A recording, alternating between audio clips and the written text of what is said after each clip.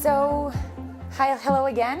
My name is Tatiana Squeff. I come from Brazil, and I'll be speaking about the human right to food, its limits, and how we can revert the current problems regarding the right to food through decolonialism. So first I will start my presentation talking about the situation of food in the world currently. So nowadays we have 12% of the population suffering from hunger worldwide. And it's not just about 12% of the population worldwide that is suffering from food insecurity, is that the number, if we come to think, it's about 870 million, I'm sorry, people are suffering from the lack of food. But not that they don't have access to food. The problem is that they don't have access to the real food that is adequate to their kind of living, to their kind of maybe religion, to their social awareness, to their surroundings. The problem is that we do have food to feed everyone in the world. However, we do not have proper food. And if we come to think about proper food, what happens is that food we can divide, or the security to food, we can divide into three main aspects. The first aspect would be a social aspect, the second aspect would be the nutritional aspect, and the third aspect would be the economic aspect. And what happens is that if we don't have the proper kind of food, one can suffer from food insecurity. And what would be the social aspect of that? That the reality surrounding the person regarding not only its economic aspect, regarding, for instance, if the person it's in the lower class, in the middle class, and in the upper class, that would actually have an impact on its reality, on the food or the person will acquire or will have ingested. Or it could be also regarding its religion, if we come to think about the people that are from, follow a Jewish kind of pattern, or even if they are from the Islam, because they cannot eat everything that they have access to. The problem is that sometimes food also depends on a nutritional aspect, depending on how the person works, or depending on where the person is living, the person will need extra amount of food or lower amount of food. If we come to think about people that live in the North Pole or in the South Pole, they will need more food because they need more energetic combustion in order to live. And if we come to think people that live, for instance, at the beaches, they need other kind of food, for instance, that are they have more water in it because of the surroundings. So it's not only a social aspect, but also a nutritional aspect, that the person will need some sort of calories in order to maintain its possibility to adapt and to also live. Okay, and how one can have access to the proper food? Okay, it depends on the economic aspect. It's not only about having a price, a proper price for the food, but it's also depending on the ability of the person to actually buy that food, or to exchange its abilities in order to have access to the adequate food that the person needs. And this aspect is the one that I focus on, because normally people think that, okay, maybe if we have more economic, or if we have some sort of possibility for the person to develop itself in order to have a proper kind of work, the person would have access to the proper food the one needs. However, it does not limit itself only in buying food, in having, for instance, money to buy food. The problem is that normally people need also to have capacity to produce that kind of money in order to buy food. And this is the problem that 12% of the population worldwide have. It's about 87 million people that suffer from this problem, because they do not have any capacity in order to labor, in order to change for this proper food that the one needs in order to live in its surroundings. And if we come to think about this 12% of the world population, 10% lives in the global south. So if 10% of this world needs to have access to the proper food, or needs to have access to adequate capacities in order to buy the food that one needs, we have to think about, okay, how can we make this person, or how can we allow this person to produce this kind of food, or this capacity to buy food? Okay, and then we come to think about the human right to food. Human right to food is normally placed under the second dimension of human rights, which depend on the state in order to produce the surroundings, or proper surroundings for the person in order to the person to develop its proper kind of food, the food that one needs. Okay, if we come to think about human rights, and we come to think about human right to food under the Universal Declaration of Human Rights, Article 25, or the International Convention on Social and Cultural and Economic Rights in its Article 11, okay, the countries need to produce the surroundings for its population. But the problem is, if we come to think about proper food and the need of the state to create these surroundings in order the person to have access to this adequate food, we come to think about a problem. And what problem is that? Is that these states, they normally are established into a colonial perspective. And what do I mean about having a colonial perspective regarding the food or the surroundings one needs in order to, for instance, have this access to food? The problem is that if we come to think about the human right to food into a, for instance, universalist approach, everyone should have access to food. In a universalist approach, everyone would have access to food, and the state would have to produce that food for the person in order to be adequate to the needs of that person. And if we come to think about, for instance, another kind of approach, for instance, regarding its local realities or its local perspectives, okay, the country would also have to produce these proper local realities in order for that person not to suffer from food insecurity. The problem is, who is the one that have access to these capabilities? Who is the one that have access to these programs in countries in order for it to have adequate food? It's the male, it's the Catholic, it's the heterosexual, it's the Christian, it's the patriarch of the family. The problem is that the country does not seem to believe that everyone would have access to food if we come to think about other realities. Okay, if we come to a Brazilian reality, if we come to a Peruvian reality, if we come to an Indian reality, if we come to a Pakistani reality, the one who have access to food is always the one that actually do not need access from the state. They do not need the state for having this right fulfilled. So the lower capacity, the lower people, the ones that actually need food, do not have access to this kind of programs. So we actually have to think about another kind of approach in order to produce these capacities for the person to achieve its human right to food. And what would be this basis? If we think about universalists that actually create some sort of discrimination, only giving these programs or only making accessible to the male, to the heterosexual, to the Christian, to the ones that actually do not need the support of the state. So we have to think about decolonializing this approach, decolonializing how we see the human right to food. And how can we decolonialize this human right to food? First, we have to think that there's not only one model available in order to produce these capacities. Because normally what do we see is that there is one type of model that is prescribed by the United Nations or prescribed by the European Union or prescribed by United States.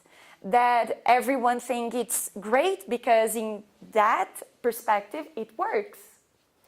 If in the United States it works, if in Europe it works, if in other realities it works, how can one say that it will work within a Southern perspective?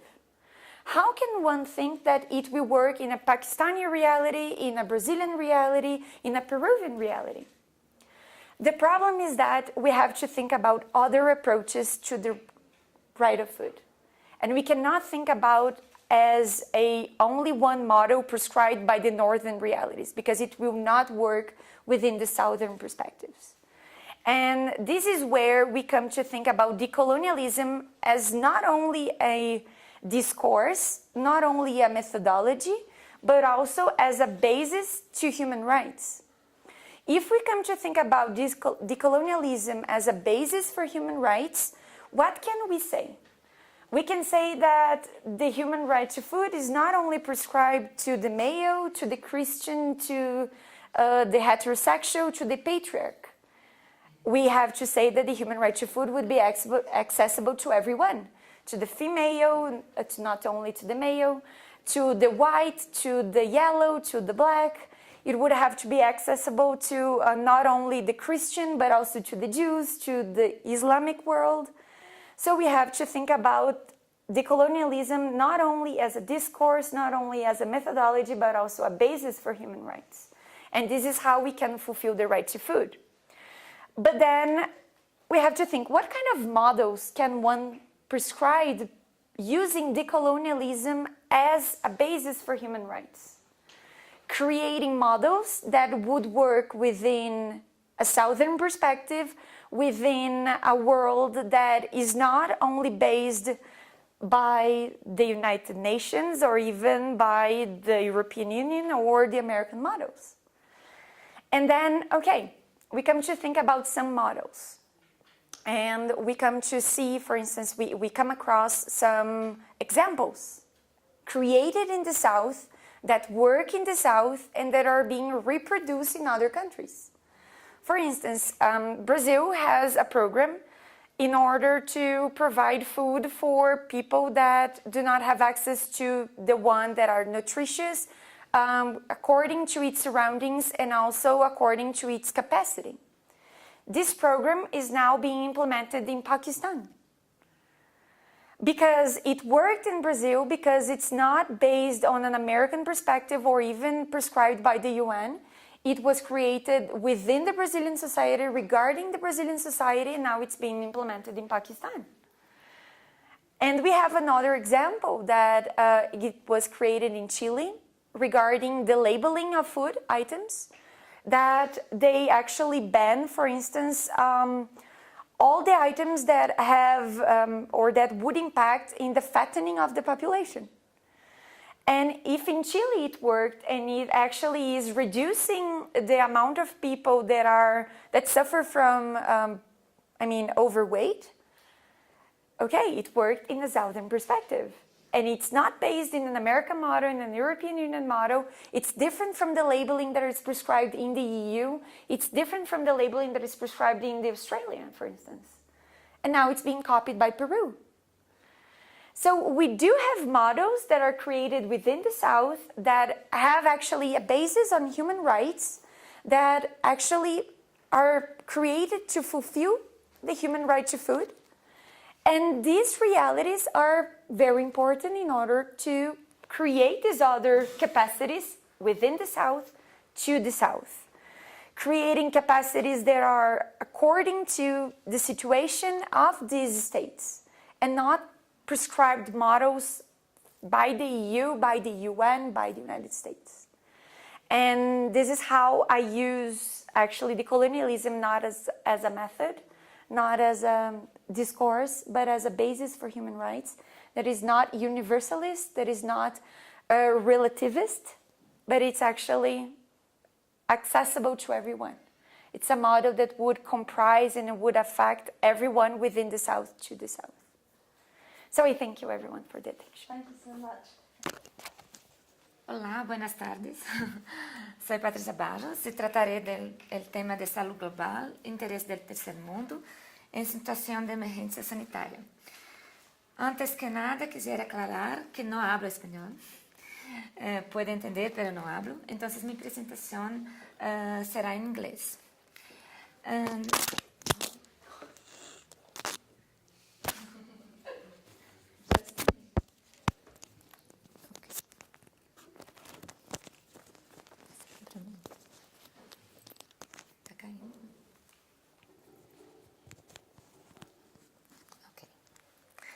Well, in recent years, global health has been a frequent theme in media and international agenda.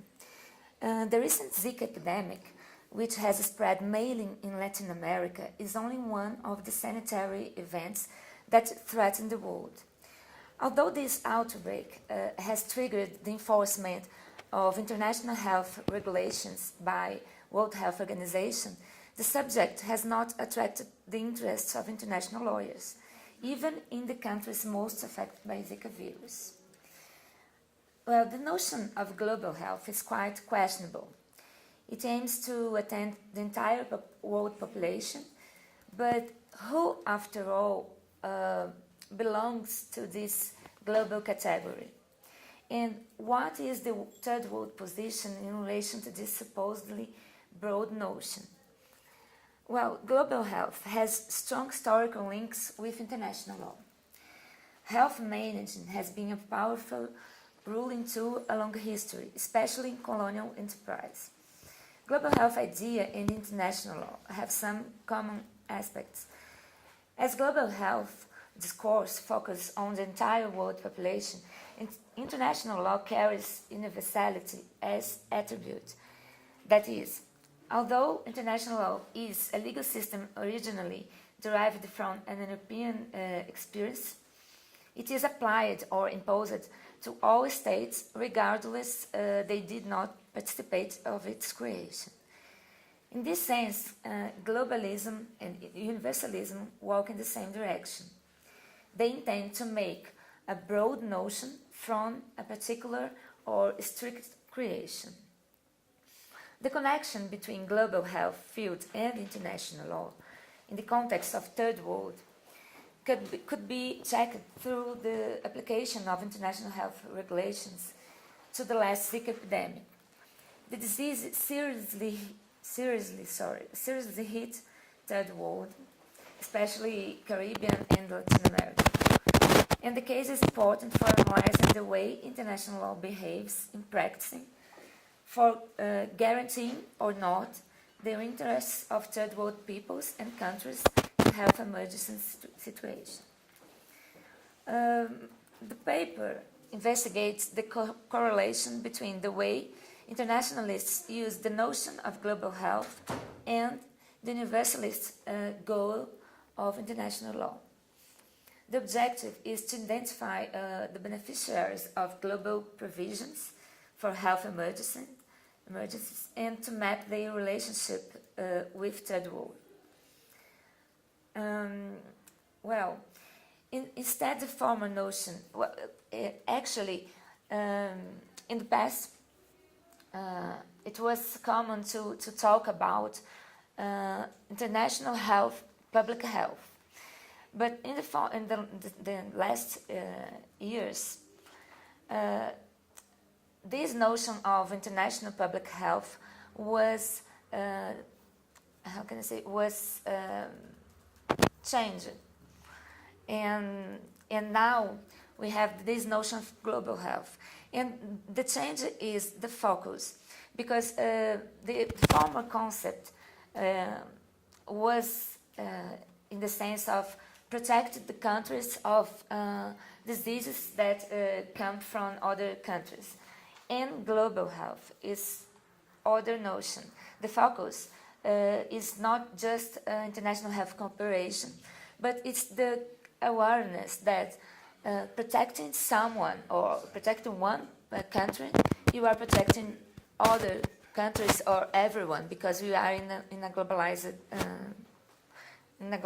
world. global health, there are some worrying correlations with the idea of global health.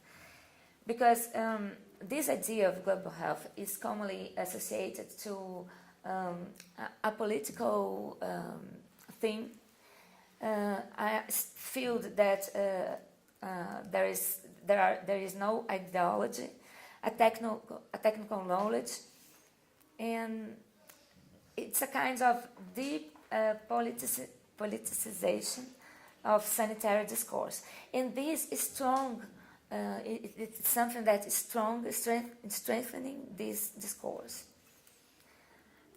Well, despite the real need for international cooperation on health issues, it's essential, talking from a critical approach to international law, questioning who are the biggest beneficiaries of global health regime, to identify the demands promoted through this discourse, through the application of these health provisions, and asking if whether international law has been used to defend just some specific interests, or and with that maintaining positions of some actors in the global health battlefield, or international law is being used to defend all the population, because the notion of global health incorporate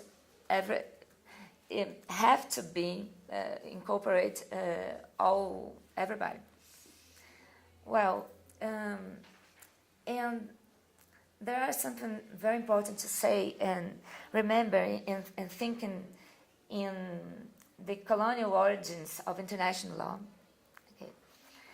That public health, this managing health, public health, it was a very important tool in the colonial enterprise, because in the sense that controlling public health in the past, the colonizers were protecting themselves, and in the other moment, they are protecting the workforce, maintaining the production. So, global health, public health is managed too. And we can really perceive and observe this link between global health and international law in the case of the Zika virus epidemic. And I will just say some words about that.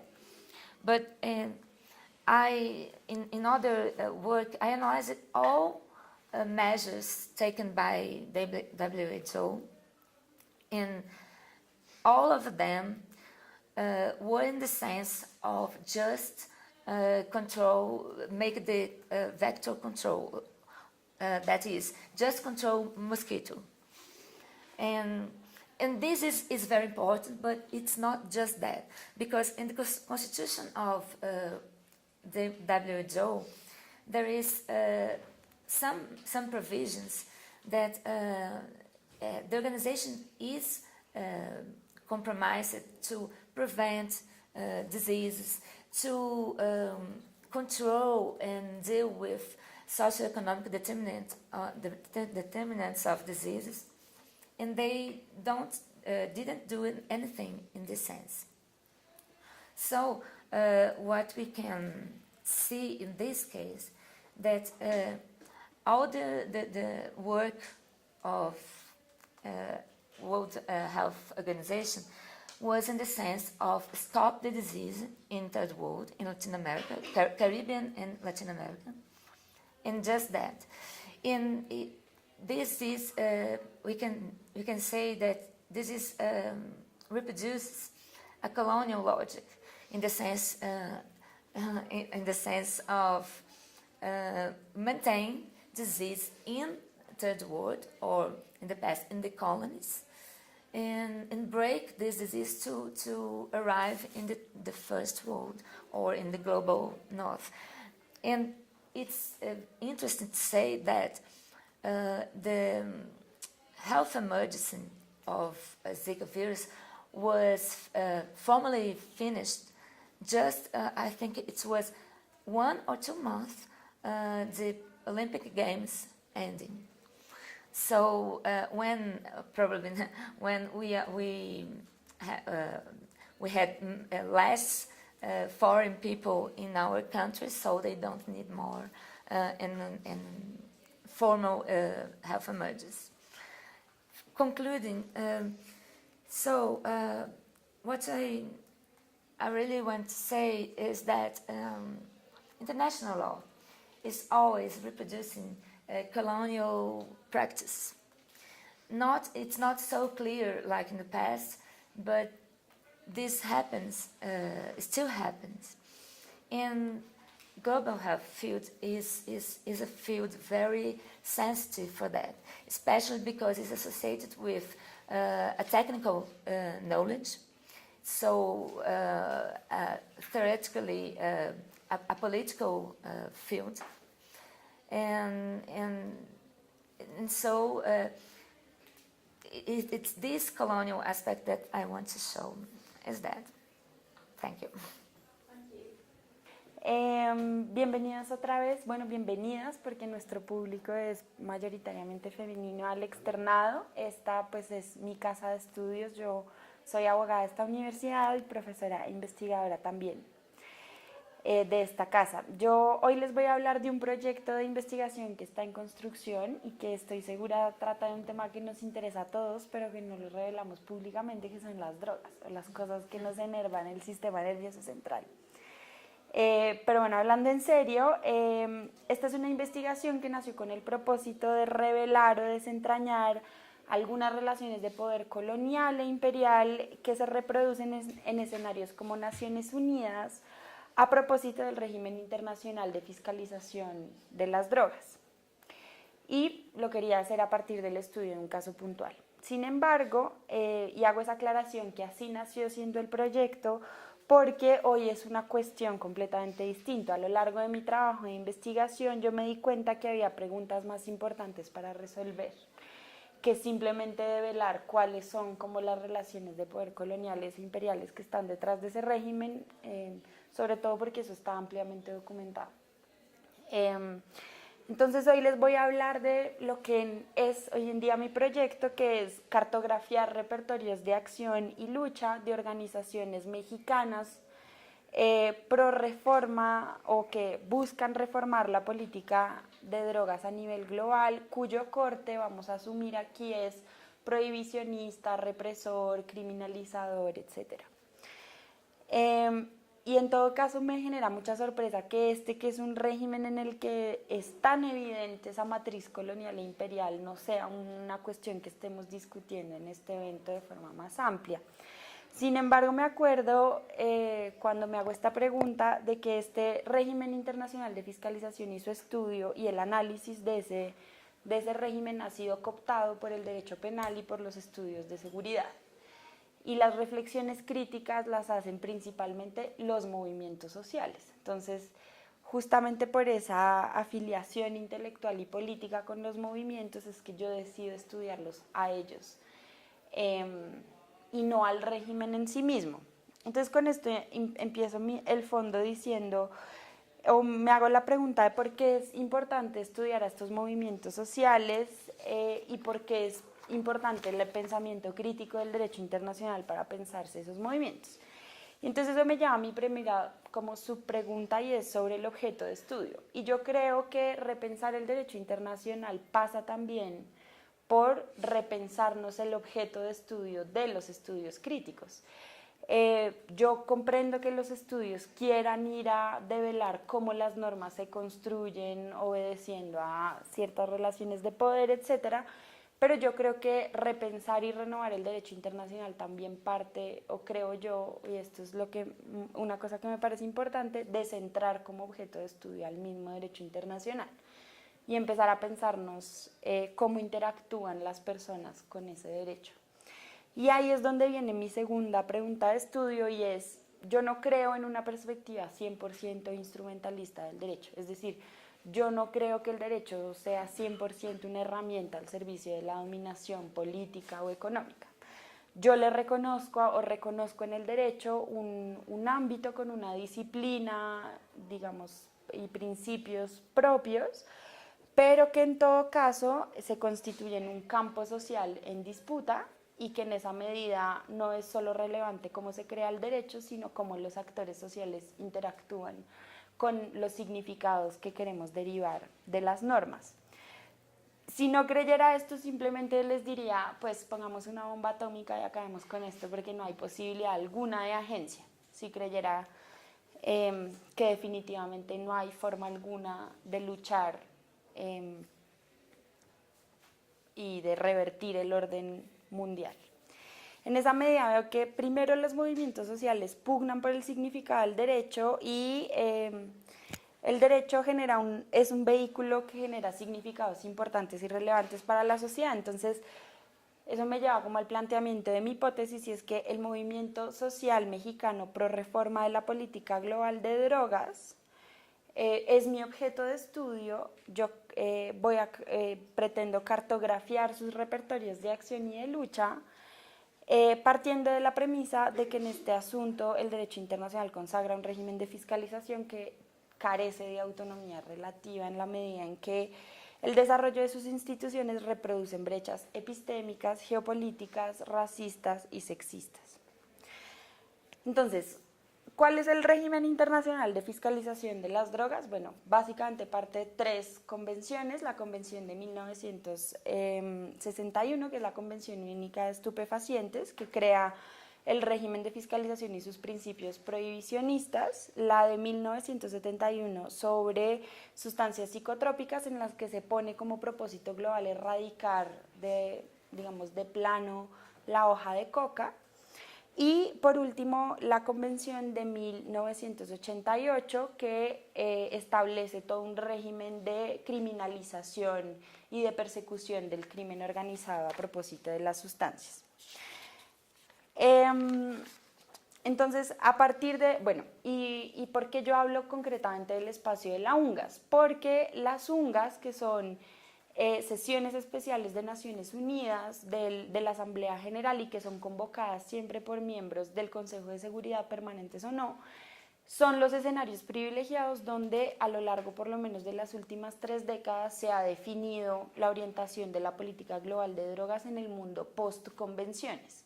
Entonces hemos tenido 3 UNGAS a lo largo de ese periodo postconvencional, que son la UNGAS de 1990, que fue convocada por Colombia después del asesinato de Galán, es decir, una época muy sensible para nosotros, en la que nos dimos cuenta que la forma en la que percibíamos la lucha contra el narcotráfico dejaba muchos más muertos que otras orientaciones, que en ese momento no eran claras. La segunda UNGAS fue convocada en 1998 por Colombia y por México, y también en esas 2 UNGAS se buscaba promover un lenguaje en el que las organizaciones lo que querían era, las organizaciones y los estados aliados de las organizaciones lo que querían era básicamente impulsar una discusión en torno a las responsabilidades compartidas por el fenómeno global de las drogas, diciendo, bueno, este no es solamente un problema de oferta, es también un problema de demanda. No puede ser que el único responsable por lo que está mal con las drogas sean los países que producen, que en general están ubicados en tanto geopolítica, cultural como económicamente en lo que llamamos el sur global. Y esto fue castigado severamente por los miembros del Consejo de Seguridad. Ese año, por ejemplo, en el 98 fue vetado México del Consejo por Estados Unidos por convocar la UNGAS. Bien, entonces voy a pasar a contarles rápidamente cómo es el movimiento pro reforma mexicano y qué fue lo que hicieron para llegar a la UNGAS del 2016. Bueno, la UNGAS del 2016 fue convocada en el 2012 por Colombia, México y Guatemala.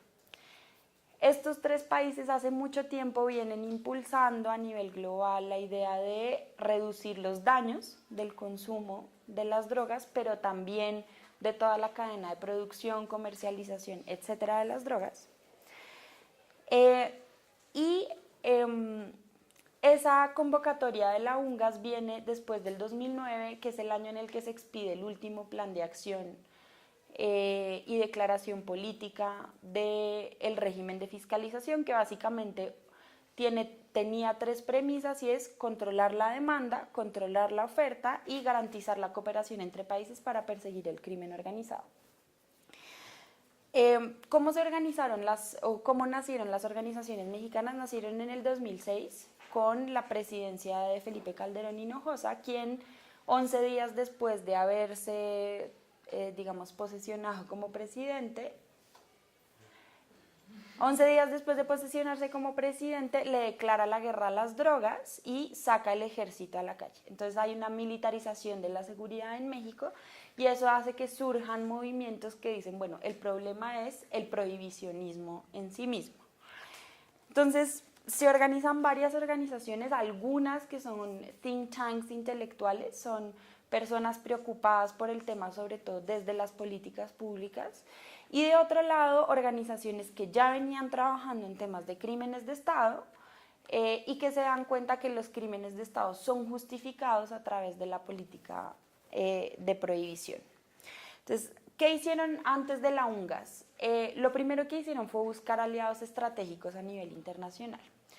Las organizaciones a las que yo entrevisté me decían: nosotros somos plenamente conscientes de que este es un régimen cerrado, colonial, imperial, que está pensado para las necesidades del primer mundo, del norte global, y en ese sentido nosotros dijimos o pensamos que era importante entonces jugar su juego. Y la forma en la que decidieron jugar su juego fue haciéndose aliados de países que compartieran las mismas realidades de las que ellos venían. Entonces, hicieron el famoso grupo de Cartagena, que se convocó después de la Cumbre de las Américas, que se celebró en Cartagena en el 2012, y de ese grupo de Cartagena surgió como el grupo de países aliados en la reforma contra el régimen global de las drogas. ¿Cuál era la estrategia principal de estas organizaciones? Primero, impulsar un cambio en el lenguaje. Cuando uno revisa las convenciones, uno se da cuenta que el lenguaje es muy violento o es muy beligerante, cuando menos. Siempre habla de guerra, de prohibición, de criminalidad, y, por ejemplo, las convenciones siempre hablan diciendo, bueno, preocupados por la salud moral del mundo, y desde ahí empieza la preocupación por las drogas, y eso lo podemos discutir si quieren ahora. Entonces, estas organizaciones dicen: lo que necesitamos es que los países que pueden ir a discutir en la Asamblea General y en las mesas de discusión, que eran 5, lleven un lenguaje diferente al de las convenciones, ese lenguaje beligerante.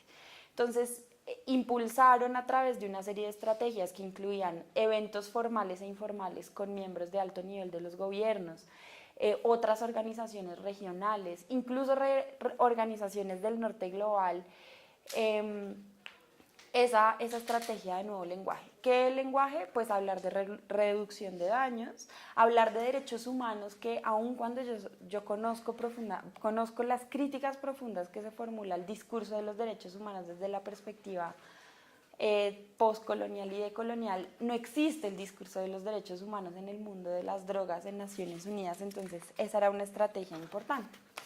Finalmente, y como mi tiempo está por terminarse, ¿qué hicieron? Bueno, todos catalogan como un proceso poco exitoso o como de relativo éxito. De relativo éxito porque el documento de resultados de la UNGAS de 2016, que se suponía iba a cambiar el paradigma global de las drogas, voy a pedir un minuto más para poder concluir, que en teoría iba a cambiar ese paradigma global de las drogas, terminó siendo un documento que se cerró antes de la sesión especial del 2016. Ese documento quedó cerrado en la Comisión de Estupefacientes que se celebró en el 2015. Y quedó cerrado particularmente por la influencia de los países que controlan el régimen de fiscalización, que son Rusia, Egipto, Malasia, Sudáfrica, es decir, todos países que promueven el prohibicionismo. ¿Y por qué de relativo éxito? Porque efectivamente ese documento sí incluye el lenguaje por el que esas organizaciones pelearon y todas reconocen que ese lenguaje no estaría ahí si ellas no hubiesen hecho la presión que hicieron frente a los países que terminaron interviniendo en la asamblea. ¿Qué cosas están en ese nuevo documento? Bueno, está el tema de reducción de riesgos y de daños, el tema de la descriminalización de las mujeres, etc. Entonces, bueno, ese es como el repertorio muy general, o el panorama de esos repertorios muy general. Y tengo como preparadas algunas conclusiones sobre el tema, pero las podemos discutir en nuestra charla. Gracias. Well, I would like to start by congratulating my colleagues for these wonderful papers and presentations. And before giving the floor to all of you to ask questions, I want to warn you because I'm not an expert in international law, since my field of work is social movements and constitutional law. Nonetheless, I think a socio-legal point of view can be very interesting to study international law. Passing to my questions, Patricia and Tatiana, you talk a lot about the perspective of the South, or demands of the Third World, interest of the Global North, and so on. But don't you think this is kind of problematic? I mean, don't you think this is first too vague? And second, can you really conceive the South and the Global North as monolithic blocks? And this leads me to a second question regarding methods of research. I would like to know which are the methodological tools that you use to grasp or to identify which are the demands or interests that are not taken into account by international law in the cases you study. And from another point of view, I would like to ask Daniela, Tatiana, and Patricia how critical third world approaches to international law apprehend the cases in which national movements uses international law to advance contra-hegemonic projects. Daniela's paper, I think it's a good example of this situation. And in my field of work, you can also see how national NGOs working with NGOs of the global north relied on international law to pressure legislative and judicial branches of power in order to obtain the recognition of same-sex marriage. Doesn't this kind of examples contradict the assumption of critical third world approaches according to which international law is a tool to preserve hegemonic structures of oppression? Don't you think these examples prove these approaches have to be, I don't know, like rethink? And these are like my questions. I don't know if any member of the public want to ask something. Yeah, I'd like to. I will give you the microphone. Thank you so much. Okay, congratulations. Congratulations to all of you. It's a very interesting panel. I'm so glad that I'm in the hearing. And I am also happy that we have a lot of women thinking about health and international law. And my question is about the risk reduction and health. And it goes to all of you. For Tatiana, I'd like to hear from you about the right to access to quality food, but it's all important to it's important that this access to food is also in a sufficient quantity, yes, and it cannot deny others' rights, yeah. So it's not only to focus on food because we have the other things as well. And the most important is that it's supposed to be based on a food promoting health practice, yeah? So how can we deal with all these aims when we have this huge industry that really wants to sell food, that are looking for profit.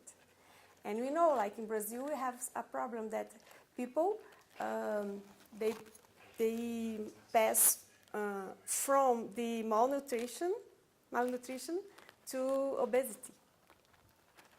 So it's not only access to food, you have a huge politic behind it. So if you could talk to us a little about it. And Patricia, I'm sorry, I'm asking all of you. I also would like to talk a little bit about risk reduction. When you talk about sanitary emergency decree, I think this is a good thing when there is this decree, when the government or even the Health World Organization do this statement saying that the country is in a sanitary emergency, because the government itself starts to look in a different way to things, the ministry involved. But on the other hand, people are very concerned. Other countries stop to buy food, buy things from, to deal with the country. And also, they stop going to the country, so you have problems with tourism and how to equate these two sides of the sanitary emergency decree. And to Daniela, I'd like to know your opinion on how can we involve the population, people, society in the question about drugs when people are not organized about it, and even when we have this strong narrative related to prohibition and punishment. In media, for example, even in developed countries that sell the technology to the war drugs. So how can you involve people on this discourse as you work with social movements and popular movements, and related as well as in the field of the reduction of the risks? Okay, so thank you very much. Anyone? So, thank you for the questions. And okay, so addressing all the questions in one block, I would say that first, I started my research thinking about the problems of food security, right? So first I thought that there weren't enough people, or there weren't enough food to feed the entire population of the world, which is the basic idea people have when they come to think about food insecurity. But then I realized that there were enough food to feed the 870 million people that lack food, adequate food for their living. So then I thought, okay, why these numbers grow? Because they grow in an average of 2.5 million people annually. So why don't we reduce it? Why is there this problem? So first I thought, okay, what is food insecurity? And then I come to think, okay, food insecurity does not involve only the availability of food items. It involves also having not only quality food, but also a food regarding the surroundings of the person available to eat. Because not everyone have the same habits, not everyone has the same caloricos needed. Some people that, for instance, need more, need less, but the main problem that I found within the readings of Flávio Valente, which is a Brazilian doctor, Amartya Sen, which is known for food insecurity, and also a Brazilian doctor, which was the director of the World Health Organization in the 60s, which was Josué de Castro. they all say the same thing since the 60s, which is we need capacities, we need entitlements. A person only has food security if it has capacity to buy adequate food, quality food, food regarding its needs. So, okay, what is capacity, right? To have capacity in order to not only have a job, but also have the capacity to buy the food one needs, but also the availability in its surroundings to buy that kind of food. It's not that we don't have food insecurity in the north. We do have food insecurity in the global north. Because, for instance, why do we have obesity levels like so big in the US and in Mexico? Because within the areas where people have access or have capacity to buy food, there are plenty of supermarkets and plenty of health food items available for them. And when we go to like smaller communities or outside the bigger cities, we do not see this availability. That does not happen only in the south. That happens also in the north. But the problem is that we have a bigger number in the south when compared to the north. And then, okay, we have the food industry, which plays an important role because their marketing, their food items, they look for profit. I don't deny that. But then we need governments to think that they need also rules and regulations according to their population needs to be built. Okay, if the US doesn't do so, if Mexico doesn't do so, Brazil has to do so, Chile has to do so, because they don't want a not healthy population, for instance, or they want to reverse this food insecurity that they have within their society. And this is where I thought that, okay, so there is a big disparity between North and South. If there's a big disparity between North and South, do we need to copy the models of the North, the global North? And then, for instance, regarding the first question, is there like a separate blocks? Isn't it too vague to think about these differences between North and South? It depends on the area. I think human rights is an area that needs to be locally prescribed and locally seen and locally combated, or in order to fulfill such rights. But when we come to think about the basis of these rights, it's always about universalism and cultural relativism. Okay, or we provide to everyone in an equal manner, everyone has access to it. Does everyone have access to it? That's the question to think about universalism. Okay, everyone should have access to food. Okay, but everyone should have access to health. But do we really have that? We see problems within Brazil regarding the Zika virus. We have problems in Brazil regarding food security. And sometimes those problems do not happen in the global north, or if they happen within a limited number of society that is battled differently from what we see in the south with a bigger number of people. So we need to see locally, but then universalism doesn't help us answering our question. So, okay, we have cultural diversity or cultural relativism, and cultural relativism is actually made in order to exclude, okay, we need to see everything locally. We do not care about how we evolve or develop this in other places. But that also excludes people. Because if we see it culturally prescribed or limited, we are also excluding other approaches that could actually benefit too. So we have to think about other perspectives. And these other perspectives are not normally prescribed in the global north. If we see human rights book, we are always going to see universalism. Sometimes we're going to see cultural relativism. We'd never see critical approach regarding decolonialism.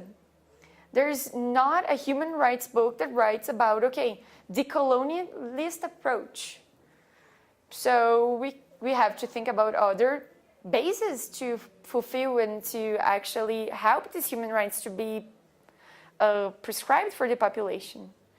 So first, I don't see that. I see them in separate blocks because I think the realities are different, and I think we need to think locally how to battle these problems that are common to Southern societies. And then, okay, obesity is a problem that is a worldwide problem, and sometimes we have this imperialism through the food industry too. Food industry that comes from the global north. And this is why the Chilean rule, the new Chilean law, is very important, because it actually says to the industry, okay, you have to put labels in the packaging that says that it can cause, for instance, health problems, and what health problems it can cause, like cigarettes in Brazil, that we have like the advertisement limiting, right? Pictures, yeah, horrible. And that affects the food industry. It does, because then they have to rethink the product that they're selling. And this is thought in Chile, not in the US, not in Europe, not in Australia, not in the global north. And then we see, for instance, the Brazilian program to not only giving, for instance, it depending on the salary of the family, on the household number of people, I mean, we see, okay, distribution of profits or distribution of money within the population to create entitlements for the person to acquire quality food. And it's not a program that was prescribed in the US or either by the UN. So it's something thought locally that is actually being transplanted to other realities that are common to the South. And then when you think about, and then you asked about the methodological tools we used, okay, what do we have that is available in the South that was actually copied to other locations, but that don't have an origin from the North? Okay. So it's really hard because sometimes we do not see many examples, right? So it was actually having this picture in mind in order to find solutions, and finding solutions through a methodological, or through actually not a methodological basis, but through a foundation that is different from what is normally used. Not everyone has the right, and no one has the right, only we can prescribe what is right for us. It's like we have to think about creating access to everyone. Locally between, for instance, male and female, and also regarding homosexuals and heterosexuals, and coming to think about Christians, Jews, Muslims, mingling to food. So this is how we can create this basic right, which is the right to food, because it affects every other right. The right to life, the right to health, the right of a social living. All depends on a good feeding of the person, I would say. Okay. Well, I will start to answering Lina about third world demands, third world needs. This is a question that most of people talk about. When I'm talking about third world, it's not a group, a geographically localized group. It's not that. It's a group of countries or peoples that have the same colonial past, or a same economic submission. So it's in this sense that I'm talking about third world. And so it's something not related to a geographical place or a closed group. It's in this sense. And about methodological tools, in my case, what I do, I studied about Zika epidemic, but in other work I studied about Ebola epidemic. And what I used, it was, I concentrated all my efforts in the World Health Organization. and in the specific legal instrument that it's international health regulations. So I analyzed what the organization did from these provisions, legal provisions. So it was that measures that I examined. And then I compared what they did with the WHO Constitution, its principles, its objectives, and in doing that, I observed that it was a gap between what they say and what they did. So it's in this sense that I analyzed this material. And talking about third world critical approaches and the national and international level and in this conversation. Well, specifically in sanitary emergencies, I try to be very aware that national state has its responsibility in the case, but this national responsibility doesn't destroy, doesn't eliminate the international responsibility. So my focus was specifically in this international responsibility of WHO. But I really think in this case of Zika virus, for instance, things are related. Brazil has a lot of very, very good public health provisions and legislation. Actually, in this sanitary field, Brazil really has success. But in some sense, the international level and national level are related, because when the health organization declares an epidemic, so things in national level becomes a little bit stopped. I'm talking this because I know I worked with some people from the Ministry of Health in Brazil. So they told me that. So when the World Health Organization declares an epidemic, so the country is almost not paralyzed, but all the national decisions have to be how can I say, to be equalized with international level. It's something like that. But specifically in the case of Zika virus, I would say to Tatiana that sure, of course, when you declare that a country has an epidemic, this is nocive for tourism, for example, or for trade. Yeah, but it's not so negative, because international health regulations, this legal instrument, was built with, was surprising for me when I discovered that it was built with the objective of leading with health problems, but don't make it's not prejudicing. I'm forgetting the word, but health measures can be taken without prejudice trade and tourism.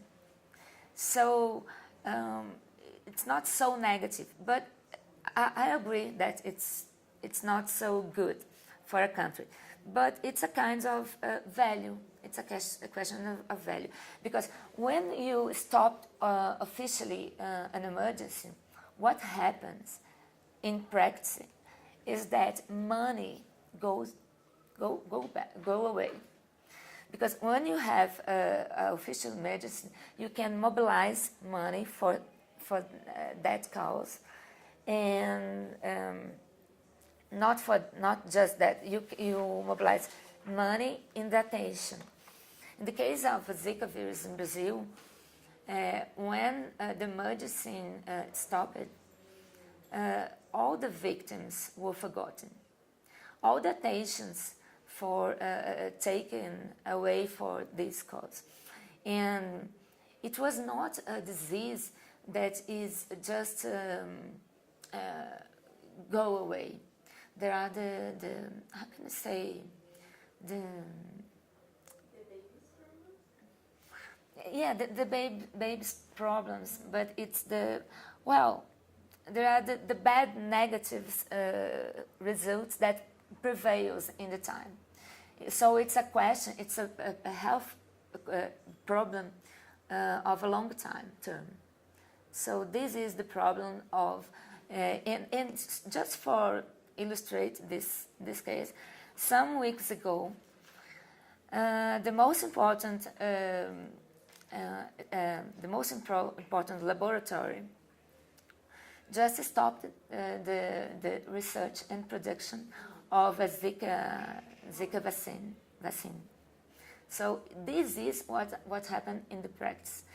And when WHO decided to stop the emergency, some important Brazilian doctor associations, medical associations, especially social medicine, social doctors, I don't know how to say, but they protested and published a letter saying exactly that if you stop officially a health emergency, you will demobilize money for the cause.